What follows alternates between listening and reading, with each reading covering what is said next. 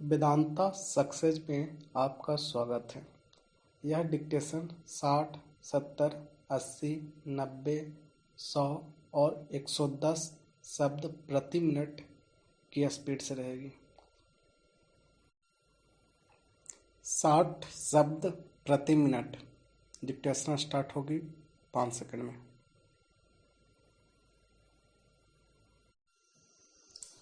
बैंकों के निजीकरण के खिलाफ बैंक कर्मियों की हड़ताल से सरकार दबाव में आ जाएगी और अपने फैसले को टाल देगी। इसके आसार न के बराबर हैं। इसका कारण सरकार को यह समझ आ जाना है कि उसका काम बैंकों का नियमन करना है, न कि उन्हें खुद चलाना। जब सरकार यह कह रही है कि बैंकों के निजीकरण के बाद भी कर्मचारियों का ध्यान रखा जाएगा, तो फिर उस पर भरोसा किया जाना चाहिए।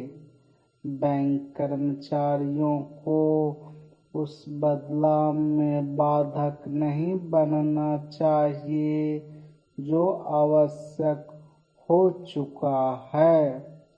इसकी अनदेखी नहीं की जा सकती कि जहां निजी क्षेत्र के बैंक सरकारी क्षेत्रों के बैंकों से आगे निकलते जा रहे हैं, वहीं घाटे की चपेट में आए बैंकों को डूबने से बचाने के लिए उनमें बार बार सार्वजनिक कोष का धन डालने के बाद भी हालात जस के तस हैं।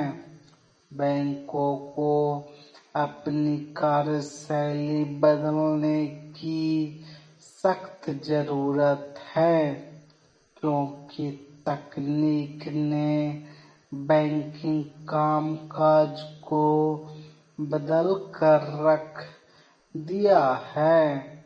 चूंकि इंटरनेट बैंकिंग के साथ डिजिटल भुगतान का सिलसिला तेज होता जा रहा है, इसलिए अब सब कुछ पहले जैसा नहीं चलते रह सकता। इस सिलसिले के बढ़ने से भविष्य में बैंक अपेक्षाकृत कम कर्मचारियों से काम चलाने में सक्षम होंगे। इस सूरत में मौजूदा कर्मचारियों के हितों पर आंच नहीं आने देनी चाहिए, लेकिन यह अपेक्षा उचित नहीं कि सरकार बैंकों के निजीकरण की दिशा में आगे बढ़ने का इरादा त्याग दे। पैरा सरकार जिस तरह बैंकों के निजीकरण की ओर अग्रसर है, उसी तरह वह उनकी संख्या कम करने को लेकर भी संकल्पित है। ऐसा करना भी समय की मांग है। कई बैंकों का विलय किया जा चुका है, माना जा रहा है कि आगे कुछ और बैंकों का विलय हो सकता है, क्योंकि अभी भी सरकारी बैंकों की संख्या अधिक है। इससे उनके नियमन में समस्या आ रही है। इस समस्या का समाधान करने के साथ यह भी देखना होगा कि बैंक कर्ज बांटने का काम सही तरह करे। जरूरी केवल यही नहीं कि पात्र लोग बिना किसी झंझट के कर्ज हासिल करने में समर्थ हों, बल्कि यह भी है कि उसकी समय रहते वसूली भी हो। अतीत में कर्ज देने के नाम पर जो बंदरबाट हुई, उस पर सख्ती से लगाम लगनी चाहिए।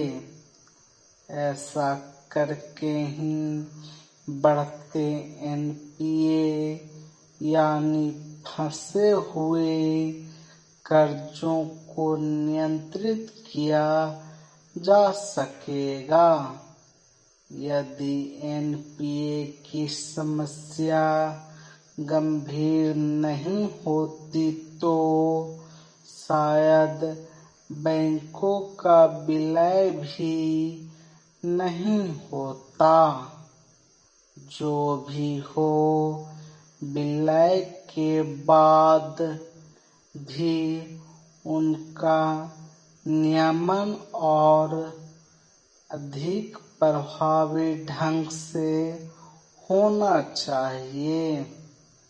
इसी क्रम में यह भी सुनिश्चित करना होगा कि निजी क्षेत्र के बैंक सरकारी बैंकों वाली समस्याओं से न घिरने पाएं।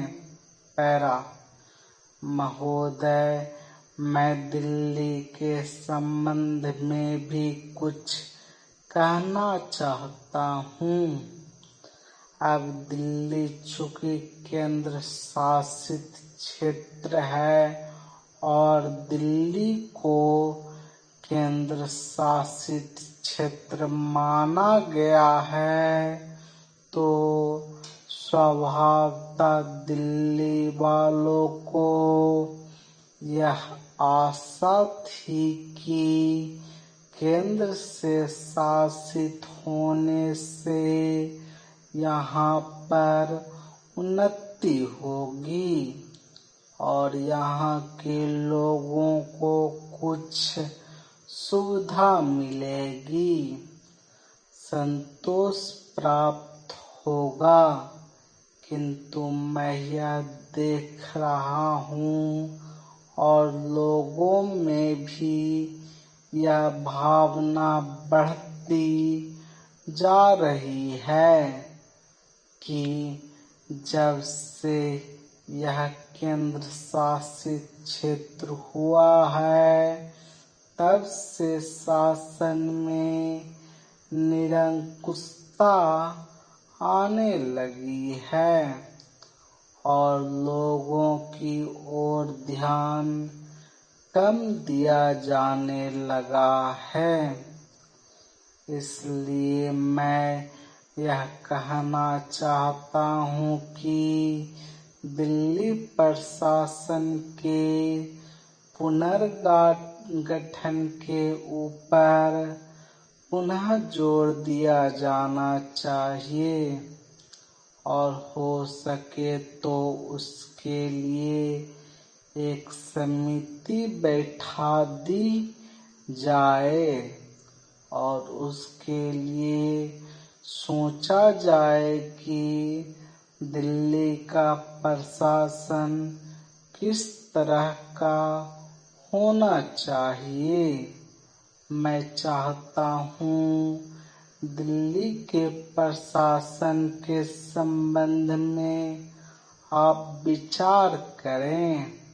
पैरा, भ्रष्टाचार के संबंध में यहाँ बहुत कुछ कहा गया है, मैं पुनः उसको दोहराना नहीं चाहता, किंतु इतना अवश्य कहना चाहता हूँ कि आज देश में जनता का जो नैतिक स्तर है वह दिन प्रतिदिन गिरता जा रहा है। सरकार को यह सोचना चाहिए कि उनका वह नैतिक स्तर किस प्रकार उठाया जाए और किस तरह से लोगों की भावनाएं बदली जाएं, किस तरह से लोगों में अनुशासन रह सके, इसके लिए सोचना अत्यंत आवश्यक है। हम जब भ्रष्टाचार की बात कहते हैं तब यह तो सही मानते हैं कि भ्रष्टाचार है और इसमें कोई दो राय नहीं है कि भ्रष्टाचार मौजूद है। छोटे से अधिकारी से लेकर बड़े अधिकारी तक यह फैला हुआ है। भ्रष्टाचार केवल प्रशासन में है ऐसी बात नहीं है, वरन यह लोगों में भी फैला हुआ है। जब करों की अदायगी का प्रश्न आता है तब लोग दो दो खाते बना लेते हैं और आयकर की चोरी करने का प्रयत्न करते हैं और कर से बचने के लिए भ्रष्टाचार करते हैं। जैसे बगैर दोनों हाथ के ताली नहीं बज सकती, ठीक वही बात भ्रष्टाचार के संबंध में लागू होती है। भ्रष्टाचार के निवारण के लिए जितना अधिकारियों का कर्तव्य है उतना ही कर्तव्य जनता का है। अधिकारियों को तो सतर्क रहना ही चाहिए, क्योंकि यह जो संसद है वह कानून बनाकर उनके हाथ में दे देती है। उसका कार्यान्वयन करने के लिए जनता और नौकरशाही को सहयोग से कार्य करना चाहिए। 70 शब्द प्रति मिनट। डिक्टेशन स्टार्ट होगी 5 सेकंड में।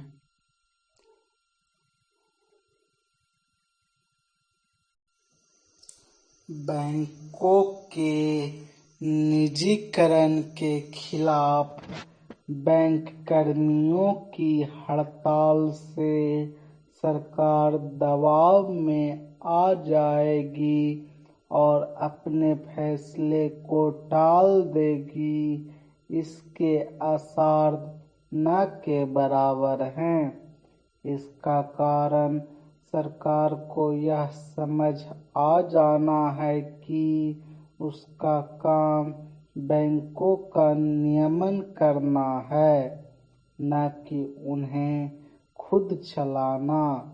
जब सरकार यह कह रही है कि बैंकों के निजीकरण के बाद भी कर्मचारियों का ध्यान रखा जाएगा, तो फिर उस पर भरोसा किया जाना चाहिए।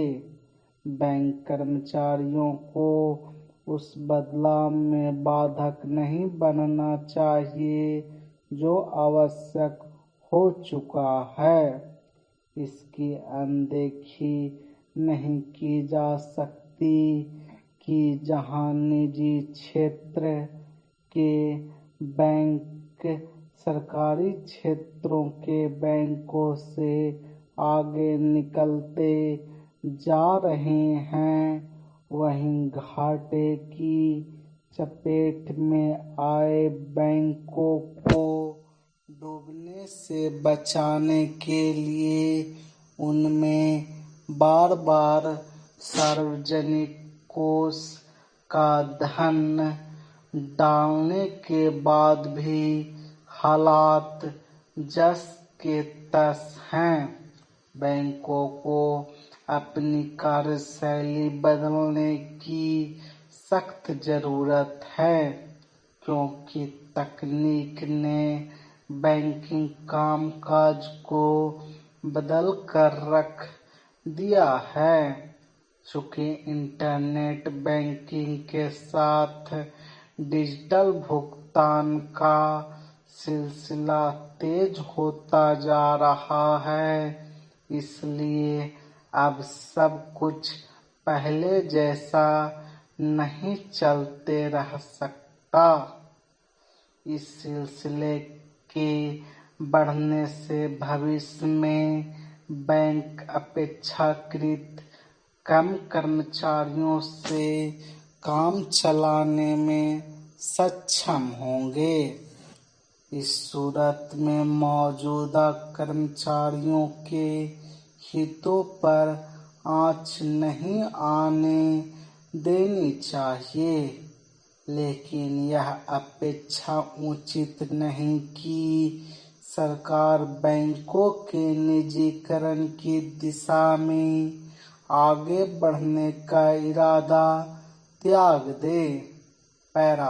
सरकार जिस तरह बैंकों के निजीकरण की ओर अग्रसर है, उसी तरह वह उनकी संख्या कम करने को लेकर भी संकल्पित है। ऐसा करना भी समय की मांग है।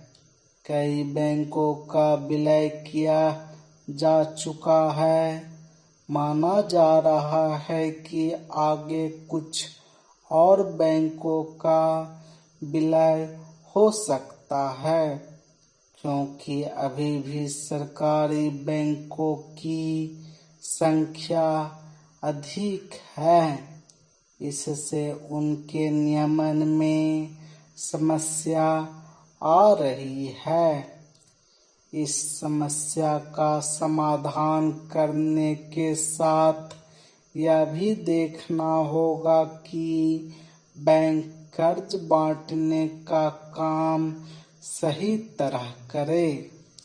जरूरी केवल यही नहीं कि पात्र लोग बिना किसी झंझट के कर्ज हासिल करने में समर्थ हों, बल्कि यह भी है कि उसकी समय रहते वसूली भी हो।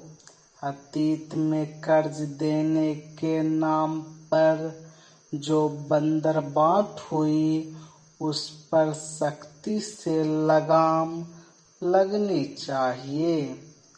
ऐसा करके ही बढ़ते एनपीए यानी फंसे हुए कर्जों को नियंत्रित किया जा सकेगा। यदि एनपीए की समस्या गंभीर नहीं होती तो शायद बैंकों का विलय भी नहीं होता।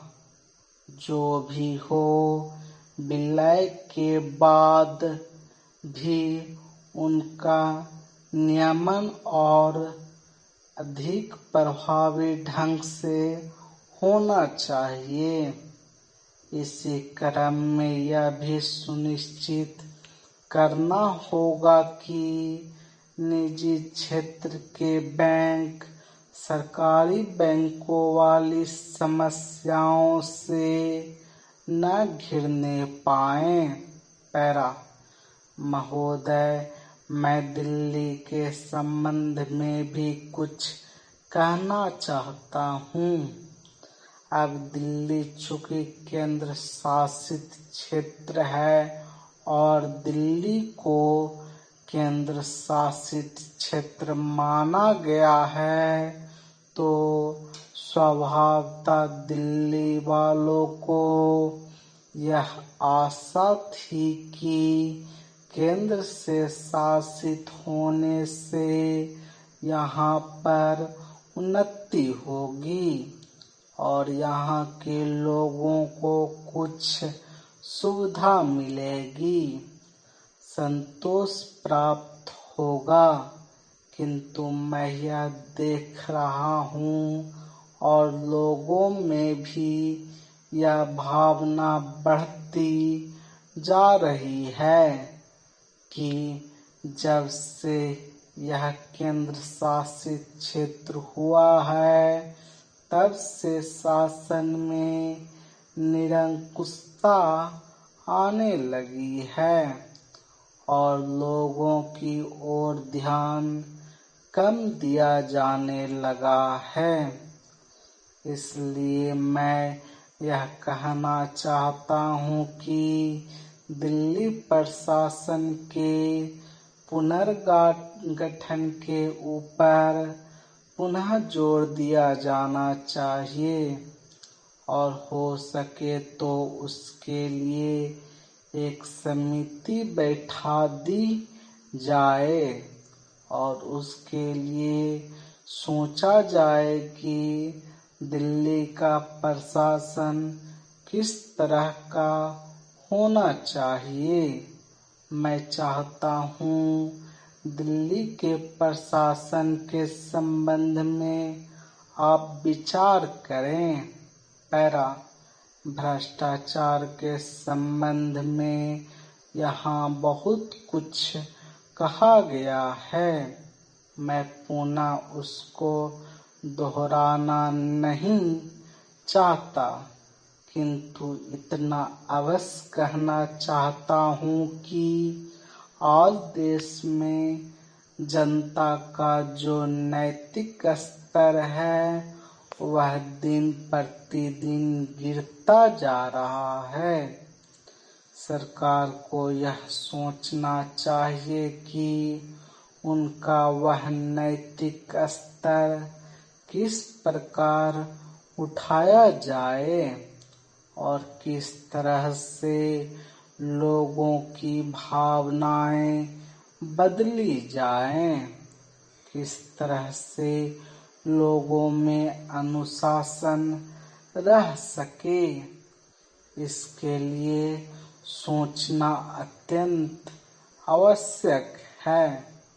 हम जब भ्रष्टाचार की बात कहते हैं तब यह तो सही मानते हैं कि भ्रष्टाचार है और इसमें कोई दो राय नहीं है कि भ्रष्टाचार मौजूद है। छोटे से अधिकारी से लेकर बड़े अधिकारी तक यह फैला हुआ है। भ्रष्टाचार केवल प्रशासन में है ऐसी बात नहीं है, वरन यह लोगों में भी फैला हुआ है।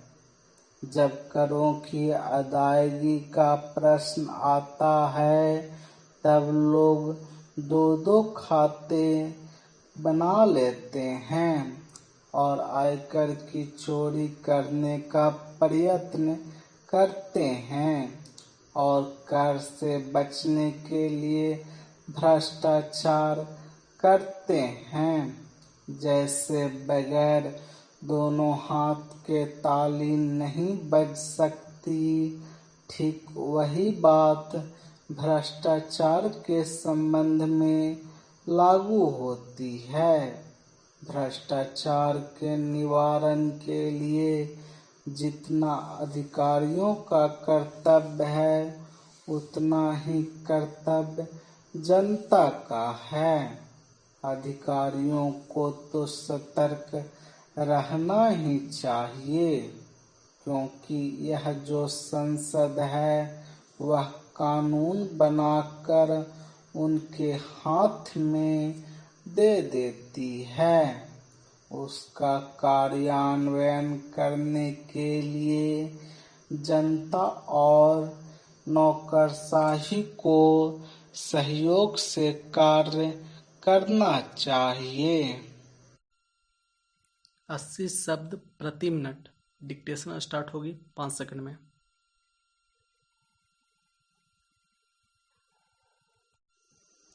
बैंकों के निजीकरण के खिलाफ बैंक कर्मियों की हड़ताल से सरकार दबाव में आ जाएगी और अपने फैसले को टाल देगी, इसके आसार न के बराबर हैं। इसका कारण सरकार को यह समझ आ जाना है कि उसका काम बैंकों का नियमन करना है, न कि उन्हें खुद चलाना। जब सरकार यह कह रही है कि बैंकों के निजीकरण के बाद भी कर्मचारियों का ध्यान रखा जाएगा, तो फिर उस पर भरोसा किया जाना चाहिए। बैंक कर्मचारियों को उस बदलाव में बाधक नहीं बनना चाहिए जो आवश्यक हो चुका है। इसकी अनदेखी नहीं की जा सकती कि जहां निजी क्षेत्र के बैंक सरकारी क्षेत्रों के बैंकों से आगे निकलते जा रहे हैं, वहीं घाटे की चपेट में आए बैंकों को डूबने से बचाने के लिए उनमें बार बार सार्वजनिक कोष का धन डालने के बाद भी हालात जस के तस हैं। बैंकों को अपनी कार्यशैली बदलने की सख्त जरूरत है, क्योंकि तकनीक ने बैंकिंग कामकाज को बदल कर रख दिया है। चूंकि इंटरनेट बैंकिंग के साथ डिजिटल भुगतान का सिलसिला तेज होता जा रहा है, इसलिए अब सब कुछ पहले जैसा नहीं चलते रह सकता। इस सिलसिले के बढ़ने से भविष्य में बैंक अपेक्षाकृत कम कर्मचारियों से काम चलाने में सक्षम होंगे। इस सूरत में मौजूदा कर्मचारियों के हितों पर आंच नहीं आने देनी चाहिए, लेकिन यह अपेक्षा उचित नहीं कि सरकार बैंकों के निजीकरण की दिशा में आगे बढ़ने का इरादा त्याग दे।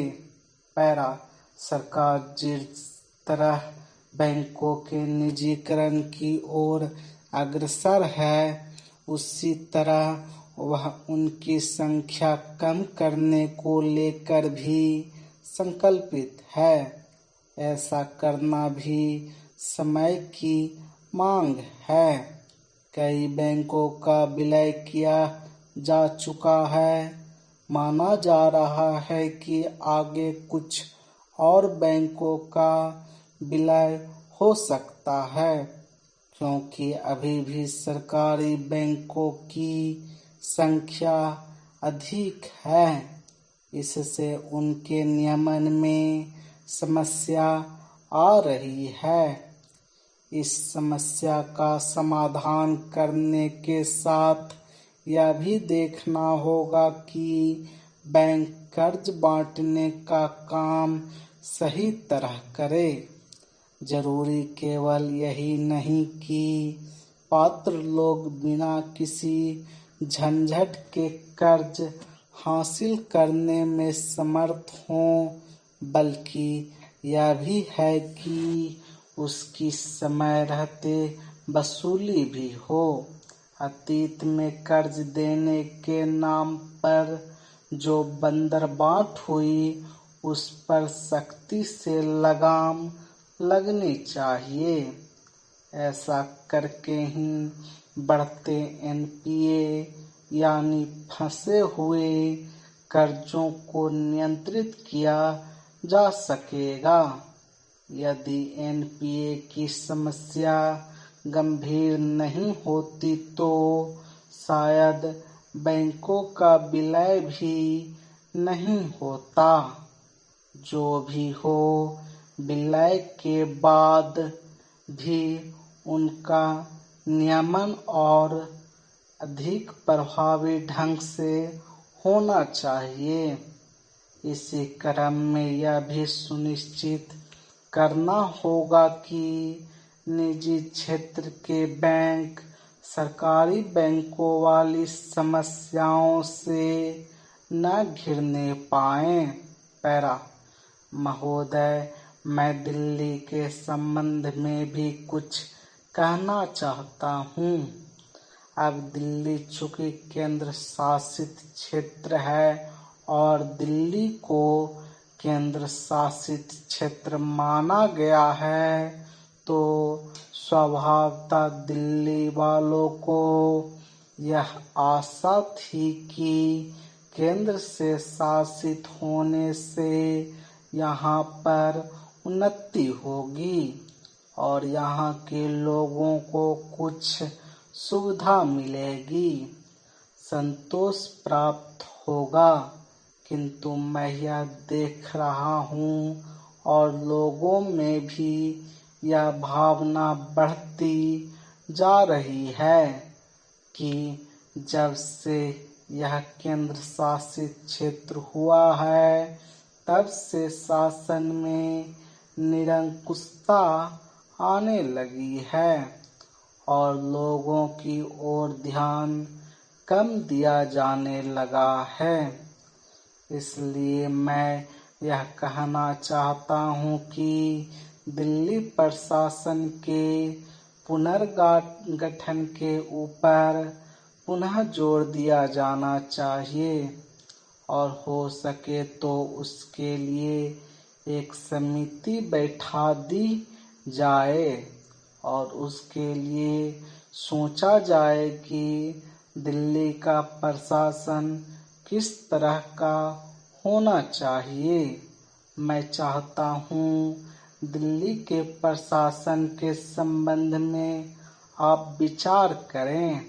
पैरा भ्रष्टाचार के संबंध में यहाँ बहुत कुछ कहा गया है, मैं पुनः उसको दोहराना नहीं चाहता, किंतु इतना अवश्य कहना चाहता हूँ कि आज देश में जनता का जो नैतिक स्तर है वह दिन प्रतिदिन गिरता जा रहा है। सरकार को यह सोचना चाहिए कि उनका वह नैतिक स्तर किस प्रकार उठाया जाए और किस तरह से लोगों की भावनाएं बदली जाएं, किस तरह से लोगों में अनुशासन रह सके। इसके लिए सोचना अत्यंत आवश्यक है। हम जब भ्रष्टाचार की बात कहते हैं तब यह तो सही मानते हैं कि भ्रष्टाचार है, और इसमें कोई दो राय नहीं है कि भ्रष्टाचार मौजूद है। छोटे से अधिकारी से लेकर बड़े अधिकारी तक यह फैला हुआ है। भ्रष्टाचार केवल प्रशासन में है, ऐसी बात नहीं है, वरन यह लोगों में भी फैला हुआ है। जब करों की अदायगी का प्रश्न आता है, तब लोग दो दो खाते बना लेते हैं और आयकर की चोरी करने का प्रयत्न करते हैं और कर से बचने के लिए भ्रष्टाचार करते हैं। जैसे बगैर दोनों हाथ के ताली नहीं बज सकती, ठीक वही बात भ्रष्टाचार के संबंध में लागू होती है। भ्रष्टाचार के निवारण के लिए जितना अधिकारियों का कर्तव्य है, उतना ही कर्तव्य जनता का है। अधिकारियों को तो सतर्क रहना ही चाहिए, क्योंकि यह जो संसद है वह कानून बनाकर उनके हाथ में दे देती है। उसका कार्यान्वयन करने के लिए जनता और नौकरशाही को सहयोग से कार्य करना चाहिए। 90 शब्द प्रति मिनट। डिक्टेशन स्टार्ट होगी 5 सेकंड में।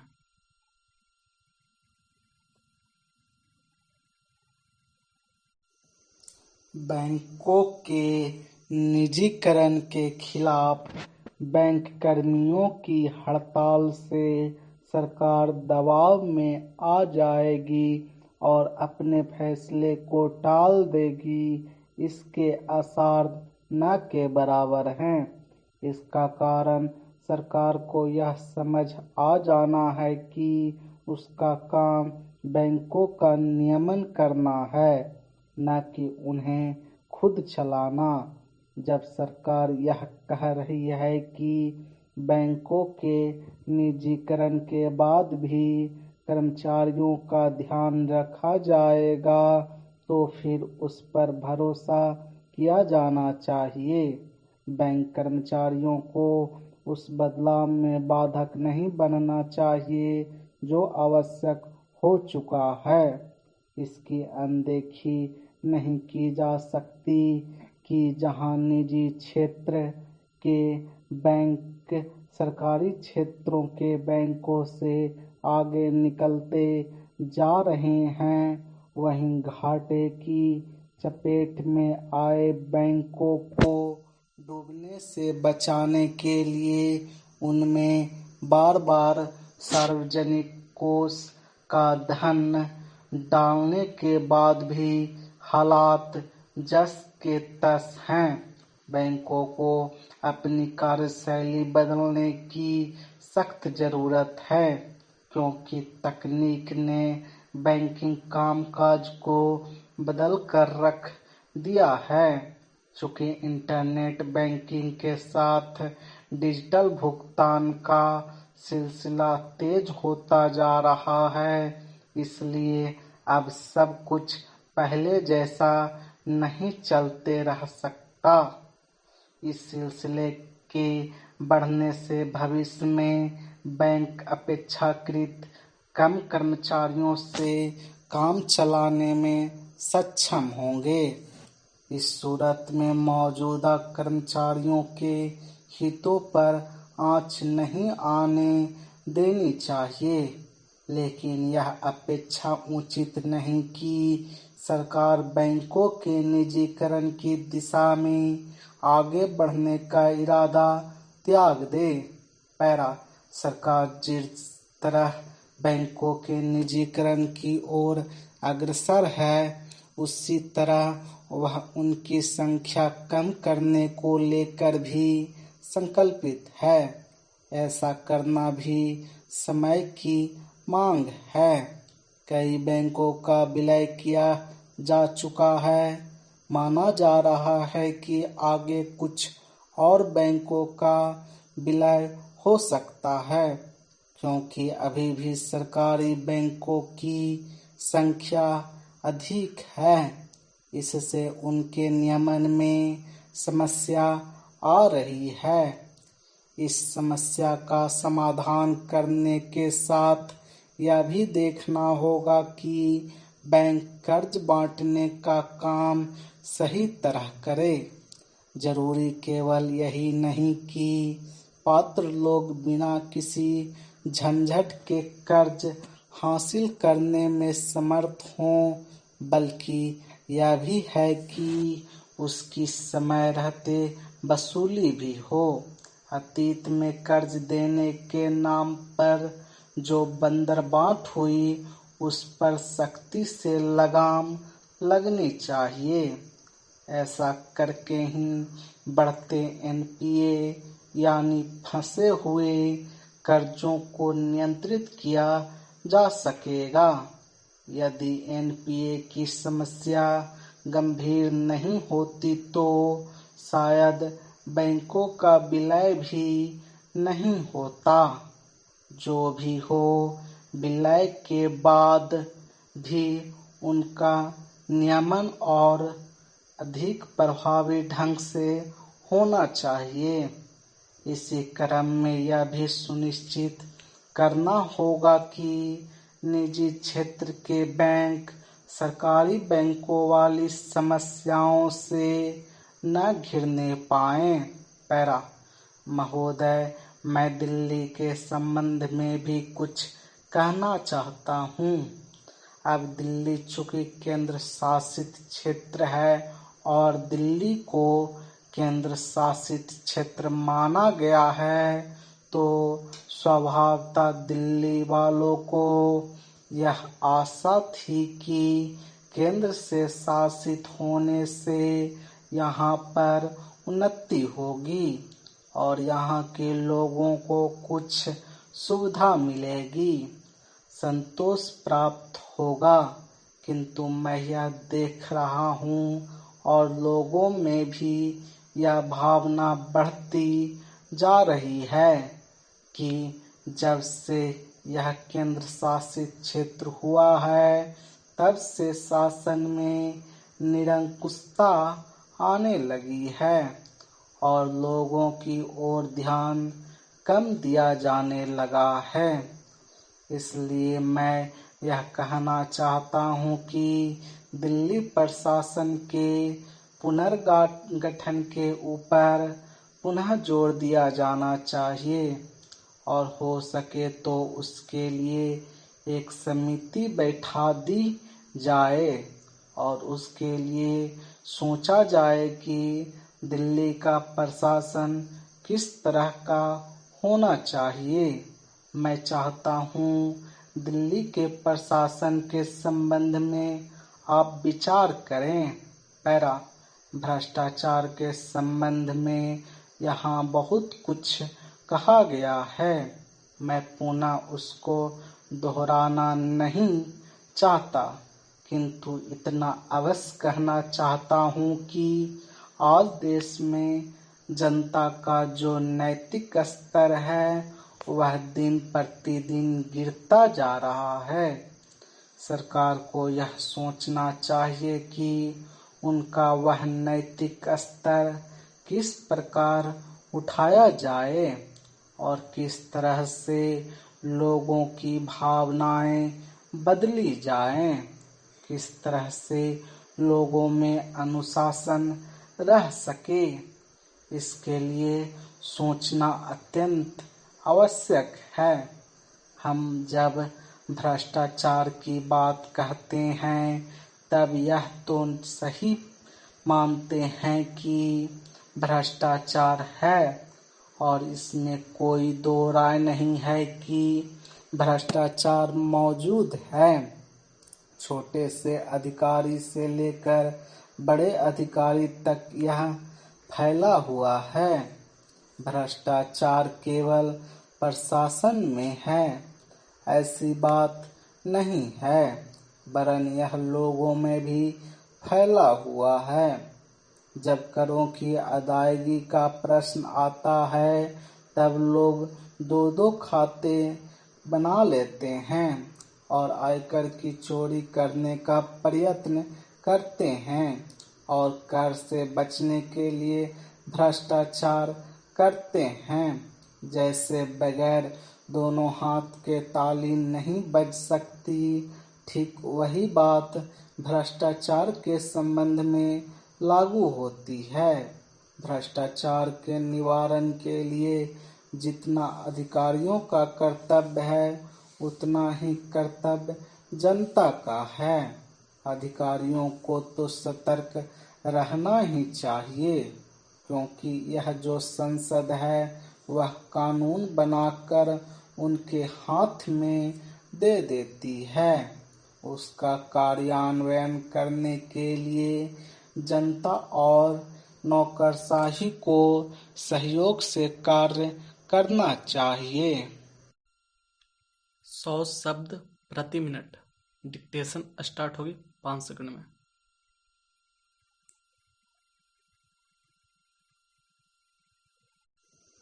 बैंकों के निजीकरण के खिलाफ बैंक कर्मियों की हड़ताल से सरकार दबाव में आ जाएगी और अपने फैसले को टाल देगी, इसके आसार न के बराबर हैं।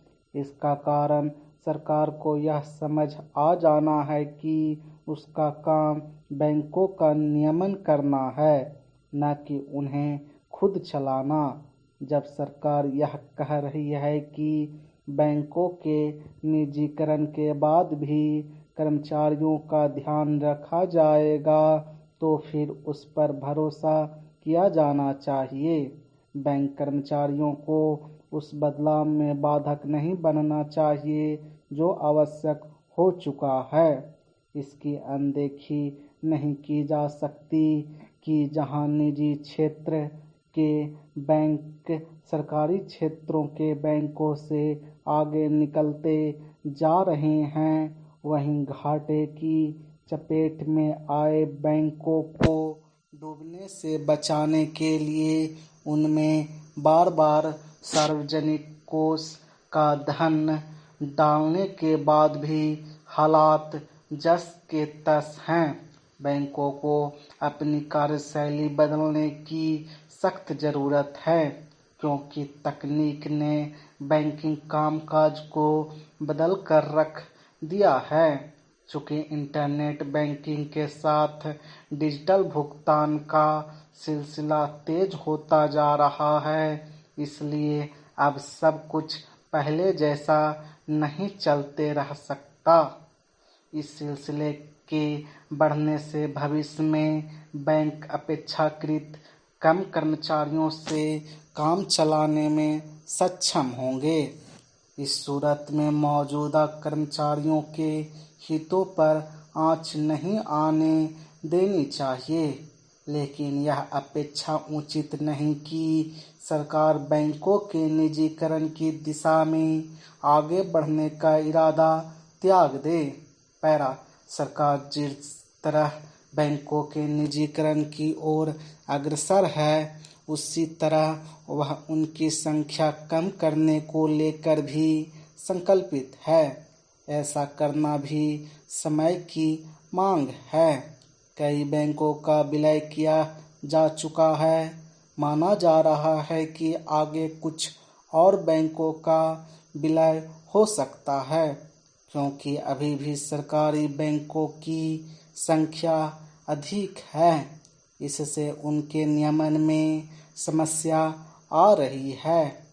इस समस्या का समाधान करने के साथ यह भी देखना होगा कि बैंक कर्ज बांटने का काम सही तरह करे। जरूरी केवल यही नहीं कि पात्र लोग बिना किसी झंझट के कर्ज हासिल करने में समर्थ हों, बल्कि यह भी है कि उसकी समय रहते वसूली भी हो। अतीत में कर्ज देने के नाम पर जो बंदरबाट हुई, उस पर सख्ती से लगाम लगनी चाहिए। ऐसा करके ही बढ़ते एनपीए यानी फंसे हुए कर्जों को नियंत्रित किया जा सकेगा। यदि एनपीए की समस्या गंभीर नहीं होती तो शायद बैंकों का विलय भी नहीं होता। जो भी हो, विलय के बाद भी उनका नियमन और अधिक प्रभावी ढंग से होना चाहिए। इसी क्रम में यह भी सुनिश्चित करना होगा कि निजी क्षेत्र के बैंक सरकारी बैंकों वाली समस्याओं से न घिरने पाएं। पैरा महोदय, मैं दिल्ली के संबंध में भी कुछ कहना चाहता हूँ। अब दिल्ली चूंकि केंद्र शासित क्षेत्र है और दिल्ली को केंद्र शासित क्षेत्र माना गया है, तो स्वभावतः दिल्ली वालों को यह आशा थी कि केंद्र से शासित होने से यहाँ पर उन्नति होगी और यहाँ के लोगों को कुछ सुविधा मिलेगी, संतोष प्राप्त होगा। किंतु मैं यह देख रहा हूँ और लोगों में भी यह भावना बढ़ती जा रही है कि जब से यह केंद्र शासित क्षेत्र हुआ है तब से शासन में निरंकुशता आने लगी है और लोगों की ओर ध्यान कम दिया जाने लगा है। इसलिए मैं यह कहना चाहता हूँ कि दिल्ली प्रशासन के पुनर्गठन के ऊपर पुनः जोर दिया जाना चाहिए और हो सके तो उसके लिए एक समिति बैठा दी जाए और उसके लिए सोचा जाए कि दिल्ली का प्रशासन किस तरह का होना चाहिए। मैं चाहता हूँ दिल्ली के प्रशासन के संबंध में आप विचार करें। पैरा भ्रष्टाचार के संबंध में यहाँ बहुत कुछ कहा गया है, मैं पुनः उसको दोहराना नहीं चाहता, किंतु इतना अवश्य कहना चाहता हूँ कि आज देश में जनता का जो नैतिक स्तर है वह दिन प्रतिदिन गिरता जा रहा है। सरकार को यह सोचना चाहिए कि उनका वह नैतिक स्तर किस प्रकार उठाया जाए और किस तरह से लोगों की भावनाएं बदली जाएं, किस तरह से लोगों में अनुशासन रह सके। इसके लिए सोचना अत्यंत आवश्यक है। हम जब भ्रष्टाचार की बात कहते हैं तब यह तो सही मानते हैं कि भ्रष्टाचार है और इसमें कोई दो राय नहीं है कि भ्रष्टाचार मौजूद है। छोटे से अधिकारी से लेकर बड़े अधिकारी तक यह फैला हुआ है।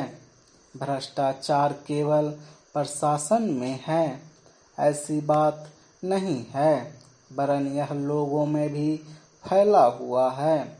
जब करों की अदायगी का प्रश्न आता है तब लोग दो दो खाते बना लेते हैं और आयकर की चोरी करने का प्रयत्न करते हैं और कर से बचने के लिए भ्रष्टाचार करते हैं।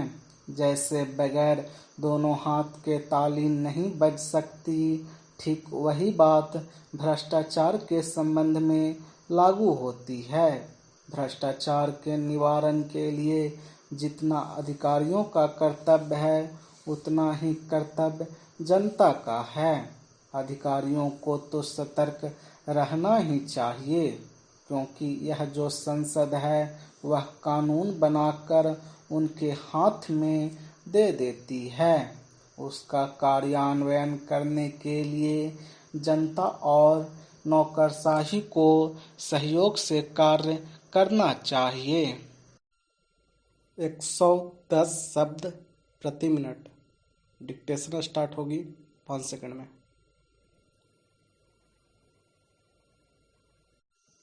बैंकों के निजीकरण के खिलाफ बैंक कर्मियों की हड़ताल से सरकार दबाव में आ जाएगी और अपने फैसले को टाल देगी, इसके आसार न के बराबर हैं।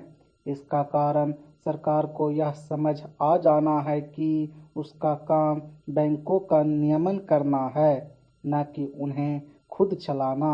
जब सरकार यह कह रही है कि बैंकों के निजीकरण के बाद भी कर्मचारियों का ध्यान रखा जाएगा, तो फिर उस पर भरोसा किया जाना चाहिए।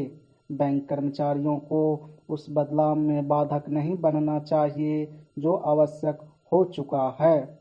इसकी अनदेखी नहीं की जा सकती कि जहां निजी क्षेत्र के बैंक सरकारी क्षेत्रों के बैंकों से आगे निकलते जा रहे हैं, वहीं घाटे की चपेट में आए बैंकों को डूबने से बचाने के लिए उनमें बार बार सार्वजनिक कोष का धन डालने के बाद भी हालात जस के तस हैं।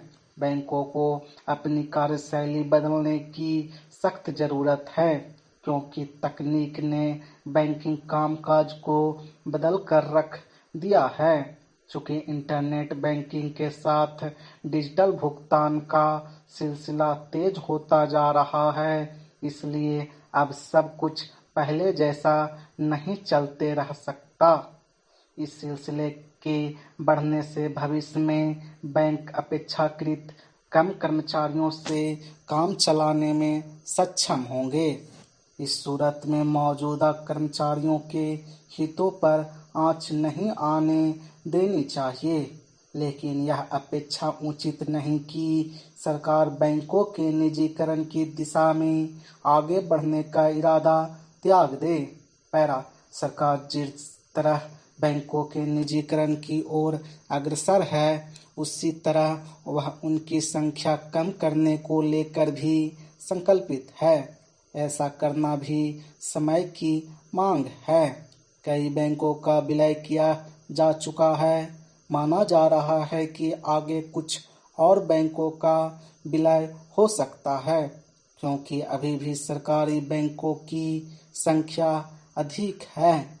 इससे उनके नियमन में समस्या आ रही है।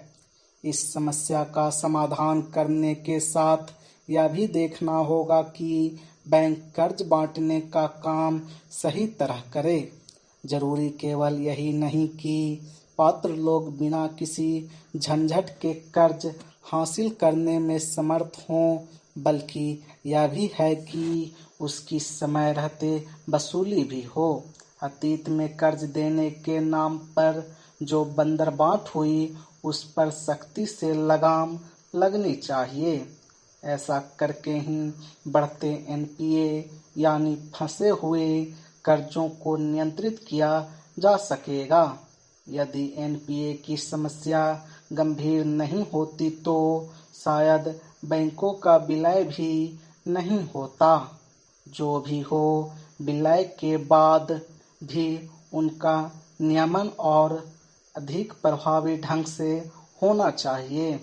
इसी क्रम में यह भी सुनिश्चित करना होगा कि निजी क्षेत्र के बैंक सरकारी बैंकों वाली समस्याओं से न घिरने पाएं। पैरा महोदय, मैं दिल्ली के संबंध में भी कुछ कहना चाहता हूँ। अब दिल्ली चूंकि केंद्र शासित क्षेत्र है और दिल्ली को केंद्र शासित क्षेत्र माना गया है, तो स्वभावतः दिल्ली वालों को यह आशा थी कि केंद्र से शासित होने से यहाँ पर उन्नति होगी और यहाँ के लोगों को कुछ सुविधा मिलेगी, संतोष प्राप्त होगा। किंतु मैं यह देख रहा हूँ और लोगों में भी यह भावना बढ़ती जा रही है कि जब से यह केंद्र शासित क्षेत्र हुआ है, तब से शासन में निरंकुशता आने लगी है और लोगों की ओर ध्यान कम दिया जाने लगा है। इसलिए मैं यह कहना चाहता हूँ कि दिल्ली प्रशासन के पुनर्गठन के ऊपर पुनः जोर दिया जाना चाहिए और हो सके तो उसके लिए एक समिति बैठा दी जाए और उसके लिए सोचा जाए कि दिल्ली का प्रशासन किस तरह का होना चाहिए? मैं चाहता हूँ दिल्ली के प्रशासन के संबंध में आप विचार करें। पैरा, भ्रष्टाचार के संबंध में यहाँ बहुत कुछ कहा गया है, मैं पुनः उसको दोहराना नहीं चाहता, किंतु इतना अवश्य कहना चाहता हूँ कि आज देश में जनता का जो नैतिक स्तर है वह दिन प्रतिदिन गिरता जा रहा है। सरकार को यह सोचना चाहिए कि उनका वह नैतिक स्तर किस प्रकार उठाया जाए और किस तरह से लोगों की भावनाएं बदली जाएं, किस तरह से लोगों में अनुशासन रह सके। इसके लिए सोचना अत्यंत आवश्यक है। हम जब भ्रष्टाचार की बात कहते हैं तब यह तो सही मानते हैं कि भ्रष्टाचार है और इसमें कोई दो राय नहीं है कि भ्रष्टाचार मौजूद है। छोटे से अधिकारी से लेकर बड़े अधिकारी तक यह फैला हुआ है। भ्रष्टाचार केवल प्रशासन में है ऐसी बात नहीं है, वरन यह लोगों में भी फैला हुआ है। जब करों की अदायगी का प्रश्न आता है तब लोग दो दो खाते बना लेते हैं और आयकर की चोरी करने का प्रयत्न करते हैं और कर से बचने के लिए भ्रष्टाचार करते हैं। जैसे बगैर दोनों हाथ के ताली नहीं बज सकती, ठीक वही बात भ्रष्टाचार के संबंध में लागू होती है। भ्रष्टाचार के निवारण के लिए जितना अधिकारियों का कर्तव्य है उतना ही कर्तव्य जनता का है। अधिकारियों को तो सतर्क रहना ही चाहिए, क्योंकि यह जो संसद है वह कानून बनाकर उनके हाथ में दे देती है। उसका कार्यान्वयन करने के लिए जनता और नौकरशाही को सहयोग से कार्य करना चाहिए।